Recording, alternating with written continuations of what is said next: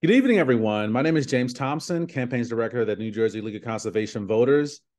It's very interesting that we're having a webinar talking about community solar on a bright, sunny evening. I know it's sunny where I'm at. I'm hoping it's sunny where you are as well. But just a little bit about the New Jersey League of Conservation Voters for those of you who don't know. So the New Jersey League of Conservation Voters Education Fund is a nonprofit organization that guides and educates to protect our families and communities and safeguard our natural resources now and for the future generations. We provide the public, policymakers, and opinion leaders with sound and objective information that encourages strong, equitable, and environmentally just solutions. So in light of that, we're hosting a webinar today, and I'm glad everyone could join us today, this evening, talking about a little bit deeper about community solar and what the benefits are around community solar. The first thing I'd like to do is thank our co-sponsors for today's webinar, which is Rethink Energy New Jersey, the Sierra Club here in New Jersey, Clean Energy Jobs New Jersey, and the New Jersey's Working Family Party. Thank you to the co-sponsors for helping do outreach for this event. And we're going to go ahead and get started in just a minute. Next slide.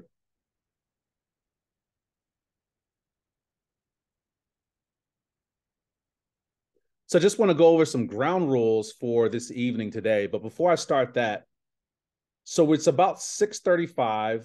I know that we had promised 7:30, but we're probably going to go to about 7:35 to maybe 7:45 at the latest. Just wanted to let folks know that this is being recorded. So if you have a hard stop at 7:30, feel free to view the webinar afterwards. But I just wanted to kind of just put that out there and let folks know just in case. So I just want to go over the ground rules real quick.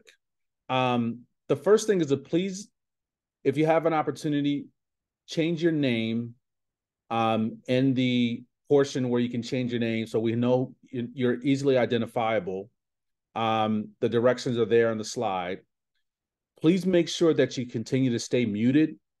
I know there's webinars that I've been on where folks are like cooking or talking to folks in the background and don't realize that people can actually hear them. So please make sure that you're muted. The question and answer section will be at the end. We have actually four speakers that are going to be talking about the program. Also, to just briefly talk, we have David Roberts, who's a subscriber, Sawyer Morgan, who is from the New Jersey Board of Public Utilities, and also Judith Levine, who is also a subscriber as well. So we will be taking questions at the end of the presentation. So please hold your questions at the end, and you can place your questions in the chat. Also in the chat, please be respectful as possible when asking questions or making comments. The next thing is, if you run into a technical problem, message the host or co-host, and we can try to troubleshoot it as soon as possible. The last thing is, you probably got a prompt that this webinar is being recorded. So we just want to make sure that everybody is aware of that. So moving on to the next slide, I'll pass it over to Anthony Taddeo. Hello, everyone. So you're all here to learn about community solar. So I'm going to give you the brief information about what community solar is. So community solar is all about equity. It brings clean energy to people who are unable to get clean energy right now.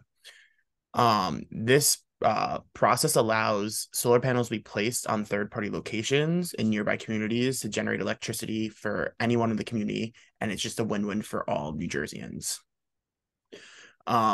Within each community solar project, at least 51% of the electricity generated has to go to low and moderate income households, or LMI. LMI households have income below about 80% of the median income in the area. So this is making sure that people who are low to moderate income do get this opportunity to be able to get clean energy with their homes. And most people that do opt into the community solar projects aren't are unable to get solar panels on their house. So this program lets you be able to get that solar energy without having to put them on your roof, because we're putting them on third-party locations. And you're probably wondering, if you live in a building where it's a master meter unit and it's not like you get your own meter for your own apartment or anything like that, you can still qualify for it. So to be able to get community solar in master meter housing, you must have 75% of the savings must be directed to the people living there. So 75% of the savings must be given to the residents. And master metered affordable housing may qualify by providing an affidavit that they are passing on the benefits to the residents. Next slide. So how it works. Solar panels can be placed at third-party locations like municipal buildings, schools, or on top of commercial buildings. And those roofs will be rented out to the developers, and these businesses can make a profit off using the roofs. And so like if they wanted to put it on, for instance, a Target can rent their roof out to the developers and they can make money off of that while being able to put those solar panels on top of a Target. And then these solar panels then directly go into the grid, and it can begin serving community within about 12 months. And now I'm going to pass it back to James. Thank you, Anthony.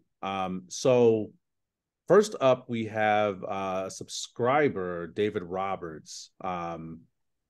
And I just want to kind of just introduce David real quick. David is a senior at the College of New Jersey. I'd like to note that he's graduating, and will graduate soon with a bachelor's in arts and political science with a minor in law and philosophy. As an undergraduate, Dave interned with Save Barnegat Bay and Scenic America. David enjoys getting outside on the beaches and bays of Monmouth and Ocean County. He is currently a Wall Township Environmental Advisory Committee member and will soon begin working full-time for Senator Linda Greenstein of the 14th Legislative District here in New Jersey. You'll most likely find him reading a book on his paddle board, or working at the fish market at Point Pleasant. David, welcome. Congratulations on graduating. Thank you. That means a lot, and thank you for the very great introduction. But yeah, as James said, I am a subscriber. I am currently living with my parents in Wall Township, and about 2 months ago, we signed on to Community Solar with Solar Landscape. We learned about the program during a environmental advisory committee meeting, actually, a few months back.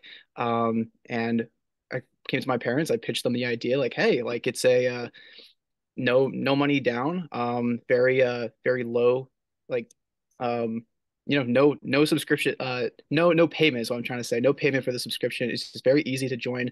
And we said, okay, yeah, let's sit down and do it. And now in the past 2 months, we have our bills from March and April, and we actually have been seeing like a slight decrease, which is pretty nice. And now we're really looking forward to see how this will work in the summertime, because that's when we're running our electricity the most. But it's looking good right now. And since we've signed on to community solar, we haven't had a bill that's over $70, which is nice. And in the past, we have had bills reach up to like over $100. But yeah, I mean the process is very streamlined. It's very easy. It's very user friendly as well. Yeah, and I think we should get as many people to join on as possible. I know on the environmental commission for Wall Township alone, I know that me and the chairwoman Amanda Brockwell are both subscribers. We're trying to get everybody else on the board to sign on. We're gonna have a meeting about that actually next week. So looking forward to it. That's everything I got. Thank you, David. Thank you. Okay, next slide, please. Okay, so this is just a little bit more in-depth information about the Community Solar Program. If folks don't already know, so currently the community solar program is a pilot program. At some point in the future, it will be moving to a permanent program. But here's just some basic information, a website that has both the BPU website that has the clean energy information, particularly about the program as well.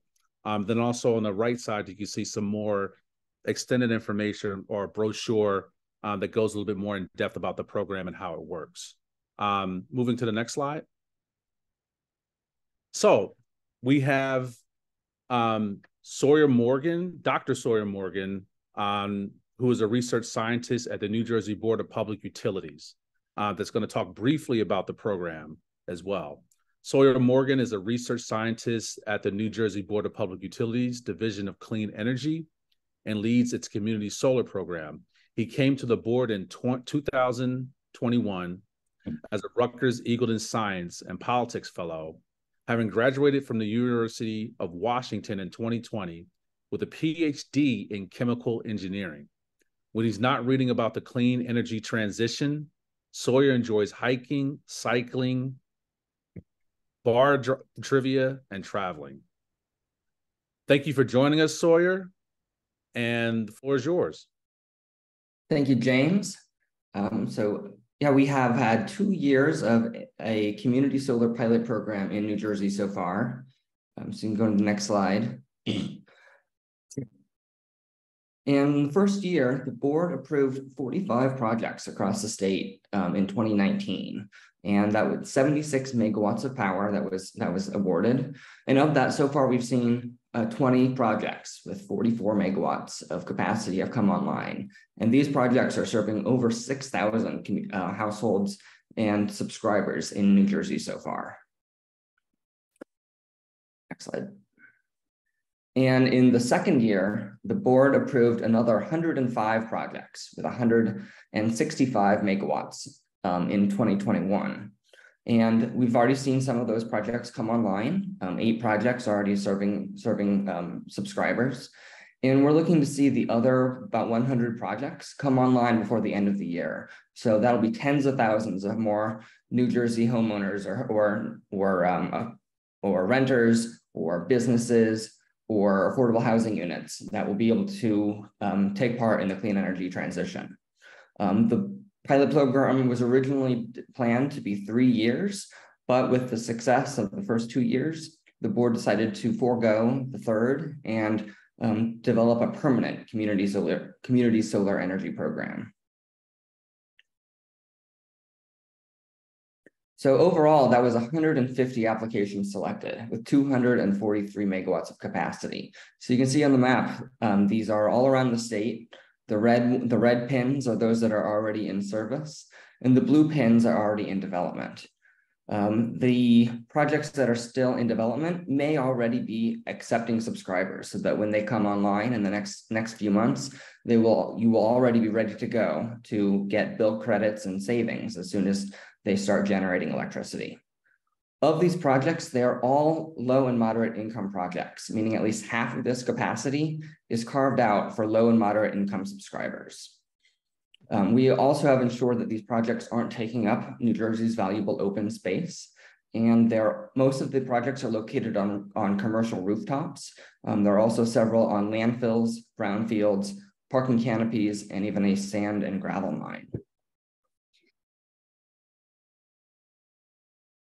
So we are currently working on a transition to a permanent program, and the board has released a straw proposal that outlines the recommended design for this permanent program that will increase the capacity of the overall program and see over 200 megawatts of new community solar come online every year.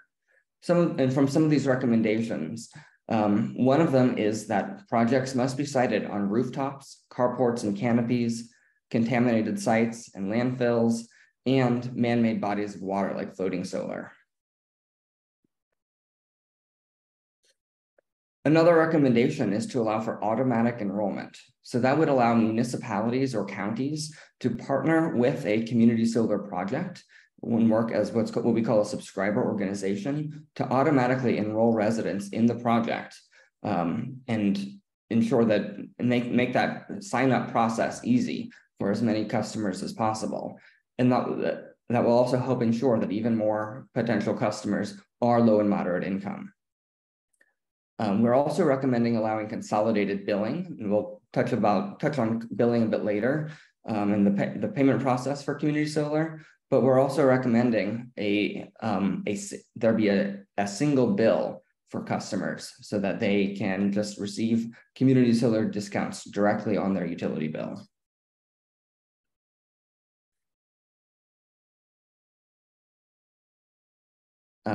Okay, thanks. So that's just a short overview of our recommended program, and I'll turn this back over. Thank you, Sawyer. So Sunny, do you want to take it from here? Yep, thank you. So I will pin myself and talk about the billing. So thank you, David, for giving the perspective from an environmental commissioner and from Wall Township, as well as thank you, Sawyer, from giving the BPU's perspective on the project. We really want to have a whole encompassing view of what community solar is for the municipality and also subscribers and potential subscribers. So I wanted to briefly talk about how does the billing work. I think Sawyer had just mentioned a recommendation from the board is to move toward a single bill process. So what most utilities would look like today. If you went and had your bill, you're usually just getting one sheet of paper, and it's very streamlined and straightforward. However, the current process does have a two bill, which kind of looks like the graphic that is on this slide. So those who would choose to subscribe to a community solar program within each community would begin receiving two bills, or quote unquote two bills. One of them would be your solar credits with your discount applied, while the other one would be your actual utility bill in which you would pay. So one is the standard utility bill with that new line item showing the community solar energy amount, and the other really details the solar credit breakdown and discounts. Subscribers also must receive an average savings of 10% off of their bills, according to the board. Additionally, community solar members and community members that would participate in this program pay their utility bill mostly through a third-party service. So when you sign up for a project, the developer could have a name like Solar Landscape, as well as several other developers in the state. Whereas when you go to look at your bill, it may have a different name because of the third-party service that the developer uses for you to be able to pay your bill. So it can get a bit tricky, and I know our next speaker, Judith, is going to be speaking to that. So in other models, not all developers use this two billing model. Some are moving to that streamlined one bill model, and the community members would be able to see the summary of both bills just in one, what you guys are mostly used to. So in this case, the subscriber would pay their utility, and the community solar energy was in one payment with one sheet to one party. So it can get a bit tricky. So I will introduce our next speaker. So Judith is going to provide an overview of what the billing process looks like, as well as the sign up process, to kind of give you a perspective of what it looks like when you do that. James, did you want to introduce Judith? Sure. So Judith Levine was born and raised in Philadelphia, then moved to Medford on a lake in the woods. Her family always had garden and enjoyed everything the outdoors had to offer. In the business world, she was initially a stockbroker for City Federal Savings and Loans until all the S&Ls went under. And not really enjoying the responsibility of managing other people's money, she pivoted to the exciting world of magazine publishing as director of sales and marketing for JCI Data Processing, a service and fulfillment company for magazine publishing like Vogue, Glamour, and Bon Appetit. Great magazines. Once the internet took off and took over many of the services her business provided, that company also went out of business and decided it was time to retire. So she decided it was time to retire. She may have retired, but did not stop working. That's what I have to look forward to. As a political activist and board member, as a legacy member of the Nature Conservancy, along with having 7 grandchildren and lots of extended family and friends to interact with. After being widowed, she sold her single-family house and now enjoying living in a condo in Collingswood. Yay, Collingswood. Where she is a chairperson of the social committee and close enough to walk to the Patco train station to get into Philadelphia. No car needed. Reducing your carbon footprint. That's wonderful. There she enjoys membership at the Philadelphia Museum of Arts, National Constitution Center, Walnut Street Theater, Theater Exile, and a meeting with friends and family. I'd like to welcome Judith, a Community Solar subscriber. Judith, welcome. Thank you, James, for the nice introduction.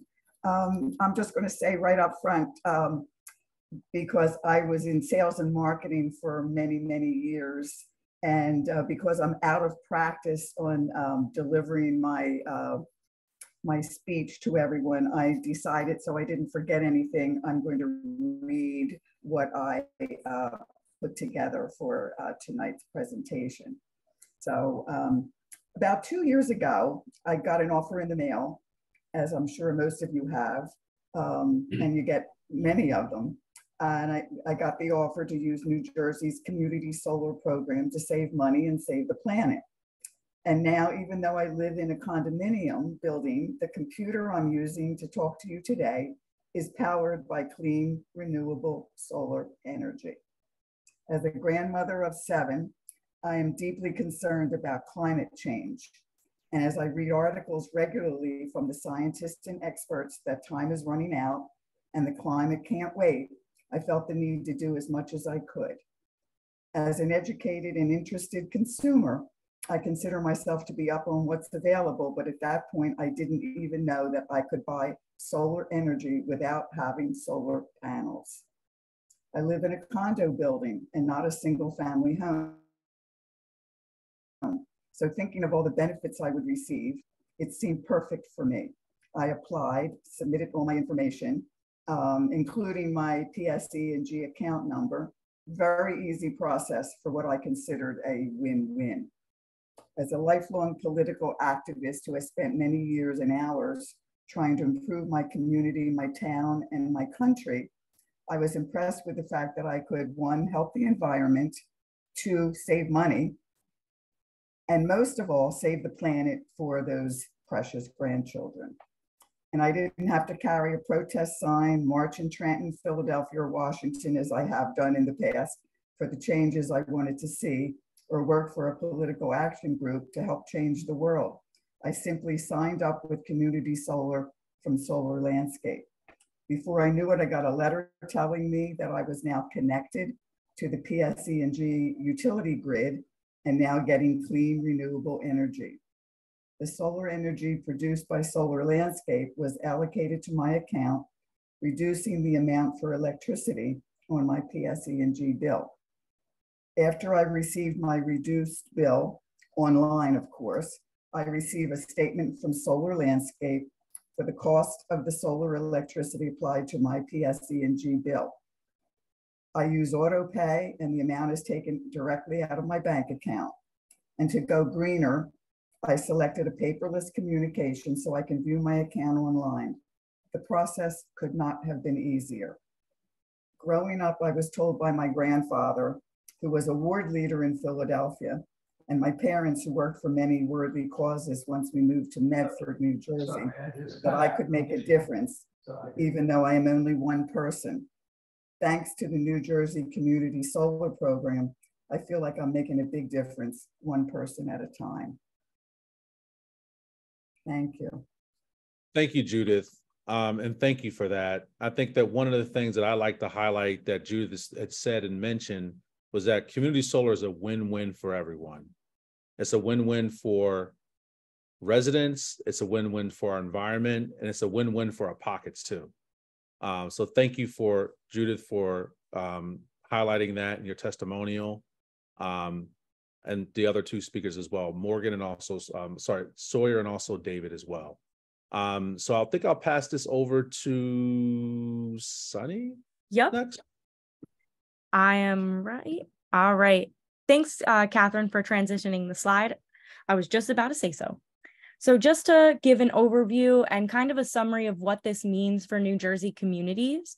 So clean energy will directly be generated in state for New Jerseyans, connecting right to your municipal grid. And I think that's something that we can really be proud of with this initiative. Community members also have the ability to choose whether to subscribe to the community solar program within each municipality. So for example, if you have solar panels on your home already, or there are some drawbacks, or you want some more time to think about it, you can choose not to subscribe, and you can always go back and rethink that decision. As well, low to moderate income households will receive reduced energy burdens with that guaranteed 10% savings. These monthly savings for subscribers really add up. So we see, depending on the developer of the project, anywhere from $100 to $250 annually in savings, which you'll see monthly on your bill. We also are really proud to say that commercial properties are helping to reduce their carbon footprint by participating in community solar and providing this energy directly to the municipality or the nearby municipality in which they reside. Also, we have properties being able to rent out their roof space to solar developers, and they can make a profit in doing so. And we also want to stress that local jobs to the community are implemental to community solar programs.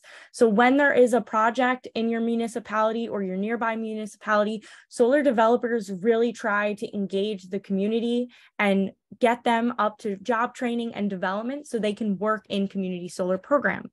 They are also guaranteed by law that they have to provide any of the equipment and materials that you would need for on the job. And from the different folks that we've talked to that have transitioned into working on community solar projects, it's a very easy process, little job training, and you don't need any experience in this field or industry prior to moving into community solar or working on community solar. So if this is something that you're thinking about, or as a municipal leader, it's a really great program to also help supply jobs right into the community.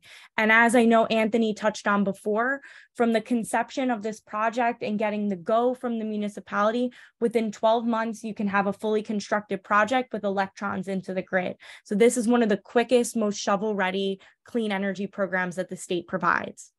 Next slide. So I just wanted to give a little quick how-to to become a subscriber, and I'm going to be dropping some links into the chat when I pass it off to my colleague, Anthony. But these are the really key 6 steps to becoming a subscriber. So the first step, I think everyone should check out the project finder that the Board of Public Utilities has just put out. You can type in your zip code and it will locate a project near your municipality and match you to one. And then you can see if that is the project that you would want. You can do a little bit more research on the developer, talk to your friends and family, sit down and make sure that this is right for you. But it's really easy process of just typing in your zip code and getting matched. Again, talking with your friends and family is really the next step, making sure this is a good program for you. And then moving on, you can begin the subscriber application process. So this shouldn't take you too much time, as Judith had touched on and David touched on earlier this evening. This process will be maybe a half hour to an hour of you filling out your application, as long as you have your utility bill and your account number near you and on hand. So you just have to make sure that you do that and have all the right documents with you. Once you've completed the application and you submit your payment information for billing, you're almost there, and every project has a different payment style, as I touched on before. Some have third-party systems, so you just want to be aware, and you can always reach out to the developer of the project before you fill out the application to ask them, hey, what is the name of your third-party service, or is there a third-party service? Just so you're aware when you're going through your bank statements and you see a name that you may not recognize. Finally, once you have submitted your whole application, you're now in the queue to connect with a community solar project. And then once you're connected, you will receive a letter like Judith said, and you can start receiving your monthly benefits. And I'm going to pass it to my colleague, Anthony, to wrap up our slides.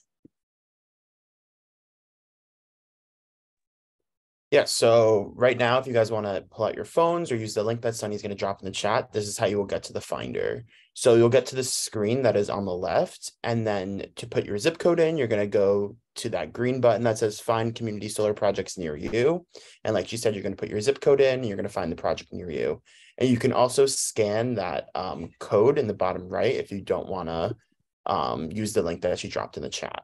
So I'll just give you guys 30 seconds to do that, just so everyone has it. And I'd strongly encourage everyone to take a look at, to either scan the QR code or go to the website that's in the chat.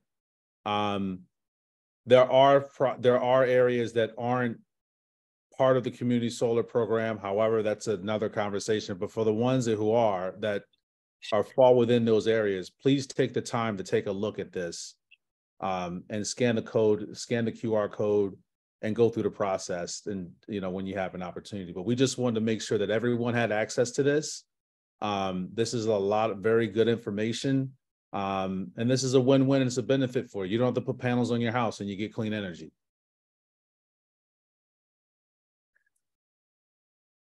Okay, I'm going to move on to the next slide. Hope everybody got the link. And so how do you stay engaged on community solar? So talk to your friends and family. So even though your friends and family may not have come to this, tell them about it. Tell them about the program. Tell them how the benefits they can receive and how they can just have clean energy for their house. Canvassing the community. So we are going out and canvassing New Brunswick, Elizabeth, and Woodbridge, and we're canvassing those areas to get them up into the program. If anyone is looking to help us canvass, we are paying $17 an hour to canvass, and we're doing it Thursday through Sundays. So if anyone's interested, we can drop the application in the chat. And yeah, and then we're hosting community sessions too. So we're going into towns and doing something similar to the webinar and explaining what community solar is and communities. So in 2 weeks, we are doing a session in Woodbridge, and that's going to be on the 23rd at 6 p.m. at the main library in Woodbridge. You all are more than welcome to come. It's going to be a lot of the same information, but spread the word. If you live in that area, spread the word to have people come out to learn about community solar. And then circulating and signing onto our petition. The petition is to make sure there's more community solar projects in the state. So sign our petition and we'll be able to get more projects throughout the state. And then also talking to your local representatives and getting them on board for community solar, because getting them on board will make sure we have more projects throughout the state, and it just means cleaner energy for New Jersey. And Can I give a quick plug, Anthony? Yeah. Yeah, I just want to kind of just like talking to your local representatives and local officials is really important. It's important to be able to continue to grow and expand this program and this opportunity. The more that your local officials know about this, the more it becomes a priority. I'm sorry, Anthony. Yeah, and I was just going to say that the petition link is, you could scan that QR code, or I think it was dropped in the chat also.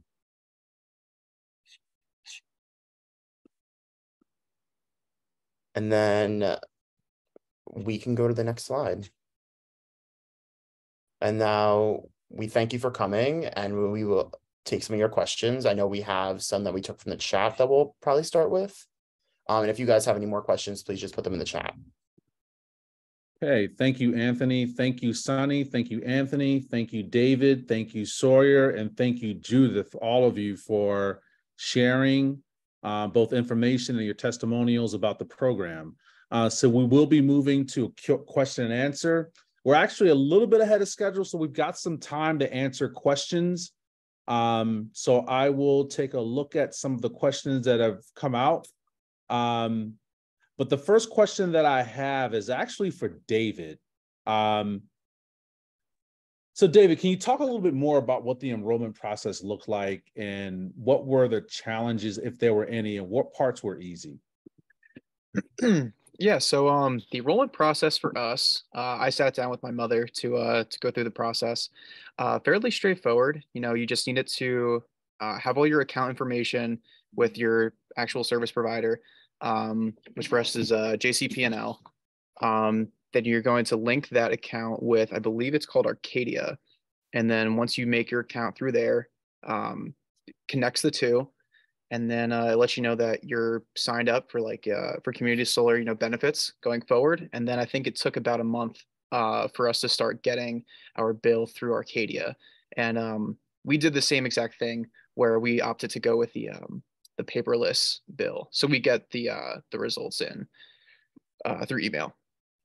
Yeah, but the process was very simple. It took about 25 minutes, you know, just to make sure you have the passwords all together and two-step verification and whatnot. But yeah.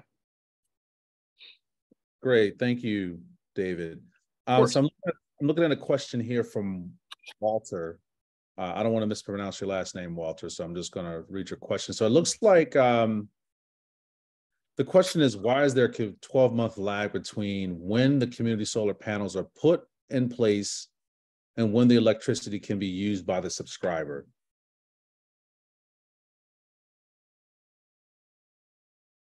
So I can jump in and answer this one. So the 12-month period is that time that it takes for construction of the community solar program. So it takes about 12 months for the municipality to typically decide, the zoning and planning board to issue the proper permits or decisions needed within the municipality, and then for the developer to secure the location of the community solar site. So where in the community would be the best? For example, as Anthony had touched on before, large commercial buildings like a Target, Costco, Walmart, they have really large square footage on top of their roof, which is perfect for a community solar project. So they have to get the agreements with that commercial property all set up, and then construction can begin. So this 12-month process really encompasses all of those details and is really rather quick. They do get those projects built within a few months. They get their teams hired from local areas. They do have they do borrow some staff that have some experience from other projects and bring them in for their expertise or leading the site. And then within 12 months, typically you'll have electrons hooking up right into the local grid. So they will move to let the municipality know that we are almost there. We're ready to start getting that power going, and they'll start seeking subscribers for the project. So they will work with the municipality or community groups in the municipality, like local green teams or environmental groups, or really any community groups that are really on the ground and have close ties with the community, to make sure everyone in the community knows what community solar is, all the ins and outs, like what we're doing here today on this webinar, and then getting them through that process of filling out the application and getting them to subscribe. Okay, thank you for that response, Sunny. So moving forward, we have another question from Michael Winkham. And Michael, this is a good question. Can I own or buy solar panels in a community solar project? So I think one of the benefits, Michael, to this program is that you don't have to purchase or buy buy solar panels. The solar panels would be on a facility that Sunny had mentioned earlier. So you don't have to purchase community solar. You don't have to purchase solar panels for a community solar project. I wasn't sure if anybody wanted to expand on that response or not. Yeah, the current program, the pilot program, included this as an option if projects wanted to explore this sort of ownership, but none of the projects in the pilot program are currently using this method. Okay, thank you for that, Sawyer. Moving forward, let me just look at some more questions here. I think this is from Nadine Serpirman. So how does automatic enrollment for municipality and community solar differ from current programs distributed from renewable energy / aggregation? I can get this one. So currently, municipalities are able to do what's called government energy aggregation. So that's where a municipality contracts with a third-party energy supplier to get electricity that is delivered to all the residents, and they get this contract at a lower rate than what the utility provides. So with the municipal automatic enrollment program, this is a separate concept where with the government energy aggregation system, all residents except those who opt out would be automatically enrolled with the company. But for community solar, because there is only a limited capacity of a project, the municipality would select certain areas, perhaps in low-income neighborhoods or neighborhoods that are closest to the solar panels, that would be participating in the community solar project. And so they partner with the project to be able to provide these energy or electricity savings to the customers. But it's not actually getting an energy supply like that. I hope that makes sense. Okay, thank you again, Sawyer, for that.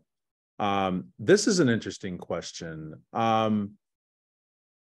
Can a farmer put solar panels on their property and be a developer? It's a very good question. Yeah, so right now, community solar is, as I mentioned, it's open to rooftop, landfill, parking canopy, and floating solar projects for the proposals in the permanent program. It doesn't include farmland or open space for community solar, but farmland or land that's owned by a farmer could still be used for a net metering project where it is supplying an on-site load, or it can be used for a grid supply project. And so those are going to be typically larger scale that are supplying electricity to the energy grid. The Board of Public Utilities is currently working on development of an agrivoltaics program. So this would be for basically a research program where solar panels could be put on farms basically over the crops. And so it would be directly on the actual farmland, but wouldn't interfere with the crops. And so we will be looking to study what the impacts to the crops are and how that can be used in New Jersey to both to use land for both agriculture and energy generation without having to risk converting land. But that's still in the development phase. It might include community solar opportunities, but that's not currently part of the community solar program. That would be part of the agrivoltaics program. Thank you. So moving on to the next question. Does a specific municipality have to approve participation for a resident to participate in the community solar project? I can take this one.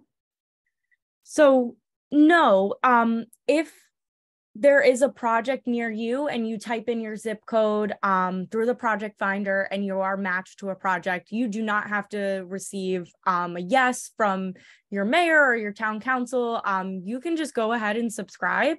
The project may not necessarily be inside of your own municipality, but it might be within a radius that you are able to subscribe to that project. So I hope that was a short and sweet answer for you, but feel free, if you need some further information, please drop it in the chat, or I'm happy to connect. I'll put my email. Thank you for that, Sunny. And another question that came in is there a difference between kilowatt hours charged by different sponsors or I guess developers? And are there any insurances that a project, let me just ask a flat out question. Are there, like, what happens if the project doesn't produce power? Are there any safeguards for that? I don't know if we can answer if there's an answer to that question or not right now, but I can give some of an answer, but I am happy to connect on this one. So to the point about assurance that the project remains online. So this will be and is being implemented by the Board of Public Utilities as a permanent program. So we should see these community solar projects here to stay. So I wouldn't think that there would be an issue with it remaining online. Typically, once they are energized and you are subscribed, it is good to go from there.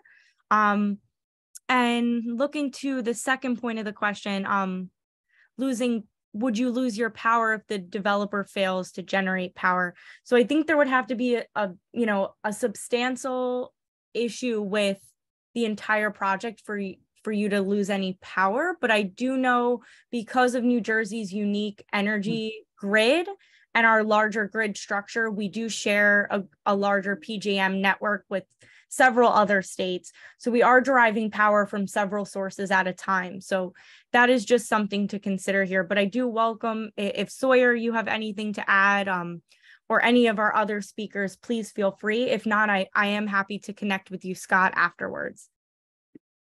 And I'd say, some projects provide different discounts available for the energy that they produce. But even if a project goes offline, you still get your power from your utility company. And so this is indirect supply. Thanks. And there's another question I'm looking at. The question that someone is asking is, does everyone need to be low, moderate income to benefit from the program? And how do you find out if you're LMI, like what the determination is that they're LMI? So under the current pilot program, 51% of the energy is designated to low and moderate income households. When you go to if you were going to go to the project finder, there's a page. When you click through it, it makes a determination of your status, your income status based off of your household size and the household income. That's how they make a general determination of whether or not you qualify as low or moderate income. Yeah, and if I can jump in here, so it has to be 80% of your income is lower than the average median income of the area. So we are working on, and the state is working on, advising this system to make it a little bit more simpler. So not having to submit paperwork or documents to prove your income status, you would just be able to self-attest and say, this is my income and I do qualify as a low to moderate income subscriber. But as James had mentioned as well before, 49% of the project as well is reserved for anyone else. So anyone inside of the community is able to subscribe. So if you are low to mod or you are a higher income status, all are welcomed in subscribing to community solar projects. Thank you. I'm trying to look to see if there's any other questions.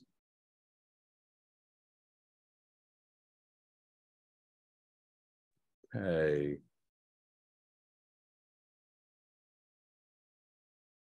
Let me just look in the chat. Give me a second to take a quick look. Can I answer a question? Sure. Yeah, so I saw people were asking about our canvassers and how we are doing that. So I know that you guys have had concerns about some people coming around with solar in the past and thinking it's a scam, which some of them are. So that is definitely something that we're working towards making sure that people know that we are giving the right information and that we are a real company and we're not trying to scam them. But our canvassers that are going out, we are just asking them to sign the petition or come to a event like this so they can learn more about the program. So we haven't been out to canvas yet, so you'll start seeing us soon. But we have not yet been out. So those other people that you have seen have not come from us. And the other thing that I'd like to highlight it that Anthony mentioned as well is like we're providing similar to this webinar and what we're going to be doing in Woodbridge in a couple weeks or about 10 days is that we're providing community members with information about the program to continue to spread the word that makes sure that families and residents around the state have this information and have the option to buy into the program. That's the main reason what we're doing is public education is vitally important, and making sure that we're continuing to spread the word, and making sure that families around the state are able to take advantage of a clean energy program. Okay, so I don't see any other questions as well. Any other questions? But the one thing that I also wanted to highlight real quick, can we go back to the project finder real quick? Slide. All right, great, thanks. So just so folks know, here's the list of the page that you'll go to once you hit the QR code, or you go to the website that's in the chat that links you to the project finder. That project finder, again, will you type in your zip code, will lead you to a project that's open, a community solar project that's open in your area.